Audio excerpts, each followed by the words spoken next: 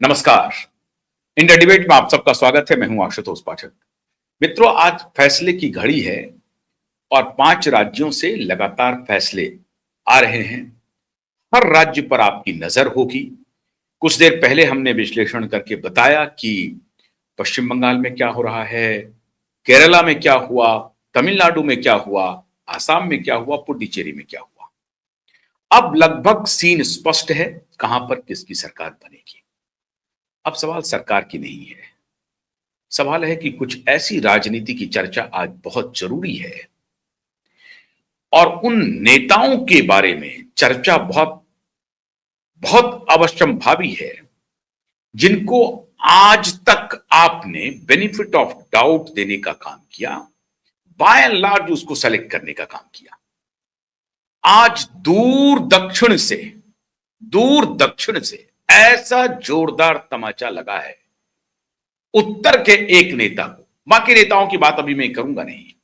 उत्तर के एक नेता को जिसके बारे में आप भी कहेंगे कि बिल्कुल मैं ठीक कह रहा हूं और आप हमारी इस बात से पूरी तरह से सहमत होंगे। 2011 में एक व्यक्ति आए थे राजनीति में जिन्होंने कहा था कि हम rule of the game change करेंगे।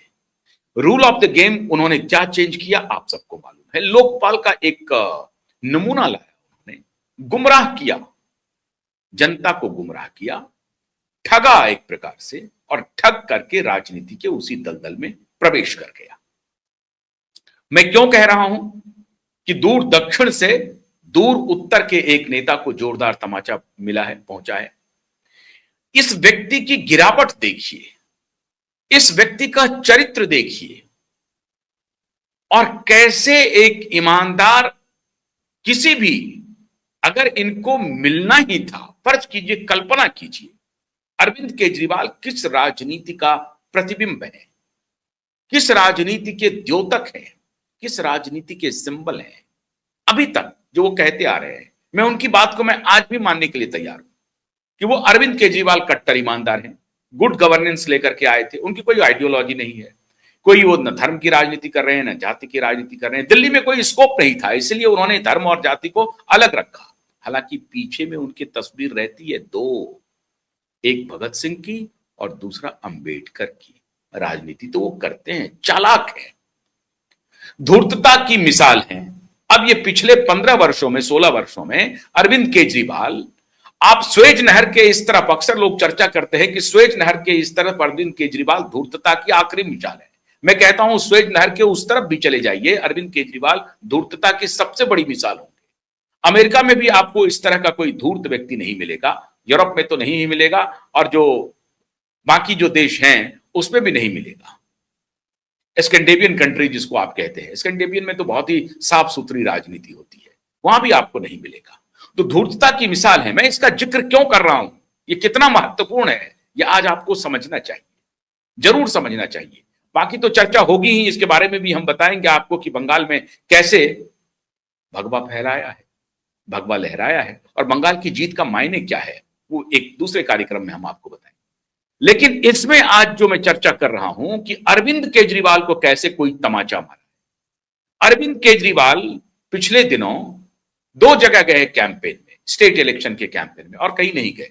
केरल गए कि नहीं गए मैंने उस पर उतनी नजर नहीं रखी, लेकिन 2 जगह गए कैंपेन में, एक पश्चिम बंगाल गए और दूसरा तमिलनाडु गए। तमिलनाडु में उन्होंने स्टालिन के साथ स्टेज शेयर किया और जनता से अनुरोध किया कि आप स्टालिन को मत वोट दीजिए, जम करके अनुरोध किया। इसी स्टालिन का अरविंद केजरीवाल ने डोजियर तैयार किया था। 27 लोगों का जो डोजियर था उसमें स्टालिन का भी नाम था, पी चिदंबरम का भी नाम था, बड़े बड़े नेताओं का नाम था, भ्रष्ट नेताओं का नाम था। और रोज वो 27 लोगों की लिस्ट लेकर के दिल्ली की सड़कों पर चलते थे कि अगर मैं सत्ता में आऊंगा तो इन 27 लोगों को सबसे पहले जेल भेजूंगा। चोर कहते थे ये, भ्रष्टाचारी नहीं, चोर कहते थे। शीला दीक्षित जैसी मुख्यमंत्री के बारे में इन्होंने ऑटो पर लिखा चोर मुख्यमंत्री, और कहा कि जब मैं सत्ता में आऊंगा तो सबसे पहले शीला दीक्षित के खिलाफ एफआईआर फाइल करूंगा। सत्ता में वो आए, शीला दीक्षित के खिलाफ कोई एफआईआर फाइल नहीं किया। शीला दीक्षित की पार्टी के साथ मिलकर के इन्होंने सरकार बनाई। तो 2013 में ही तिलांजलि दे दिया अपने वचन को अरविंद केजरीवाल। अब अरविंद केजरीवाल 2011 से 2013 2 साल के अंदर में अरविंद केजरीवाल पूरी तरह से बदल गया और हमको, आपको, जनता को, आम जन को यह बताने की कोशिश की राजनीति है।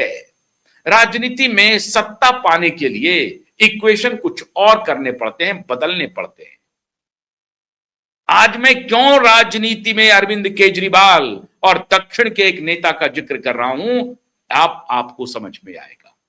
अरविंद केजरीवाल ने 2 साल के अंदर कह दिया कि राजनीति में अगर आप उतरते हैं, चुनावी राजनीति में, तो आपका लक्ष्य सत्ता होना चाहिए और अगर सत्ता पाने में आपको कोई दिक्कत हो तो आपको अलायंस करना चाहिए। प्री अलायंस नहीं किया इन्होंने, किसी भी पार्टी के साथ प्री अलायंस नहीं किया, 5-7 सीट से दूर रह गए। इन्होंने कांग्रेस के साथ अलायंस करके सरकार बना ली, आपको मालूम है।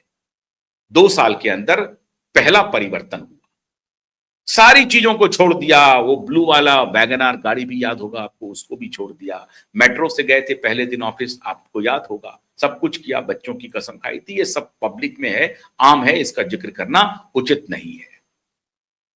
लेकिन अगर ये अभी भी इनमें कोई नैतिक बल होता तो ये तमिलनाडु गए थे। तमिलनाडु में ये कोशिश कर सकते थे जोसेफ विजय चंद्रशेखर से संपर्क करने का।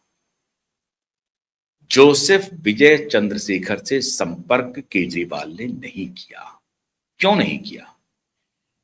एक राजनीति का मानक है जिसमें बड़े बड़े पॉलिटिकल एनालिस्ट ऐसा सोचते हैं कि नहीं, जनता को जीत का स्वाद चखाने के लिए और जनता को अपनी तरफ मोड़ने के लिए सब बात के अलावा एक संगठन होना जरूरी है। आपके पास एक सर्टेन पैसे का संसाधन होना जरूरी है, फिर एक नैरेटिव होना जरूरी है और फिर एक नेता होना जरूरी है। यह सब अगर आपके पास नहीं है तो आप चुनावी राजनीति में कामयाब नहीं हो सकते। बड़े बड़े पॉलिटिशियन इस बात को कहते हैं। 2 चरित्र हमारे सामने हैं, उसने इस बात को साबित भी किया। एक अरविंद केजरीवाल ने और एक श्रीमान, अभी अभी बिहार का चुनाव खत्म हुआ है, प्रशांत किशोर जी ने। लेकिन प्रशांत किशोर जी पूरे चुनाव अभियान के दौरान ये संदेश देते रहे कि मेरे पास संसाधन की कोई कमी नहीं है, पैसे के मामले में मैं कमजोर नहीं हूं। तो वर्कर का हुजूम लग गया प्रशांत किशोर के तरफ, लेकिन मामला सिफर हो गया। अब ये ना तो दिल्ली बिहार है और ना ही तमिलनाडु बिहार है, इसलिए तुलना अभी उस पर नहीं करेंगे प्रशांत किशोर के ऊपर। अभी जब चर्चा होगी तो बहुत लंबी हो जाएगी बात। अभी मैं सिर्फ ये बात कहना चाहता हूं कि अरविंद केजरीवाल तमिलनाडु गए थे। अरविंद केजरीवाल ने जोसेफ विजय चंद्रशेखर से मुलाकात क्यों नहीं की?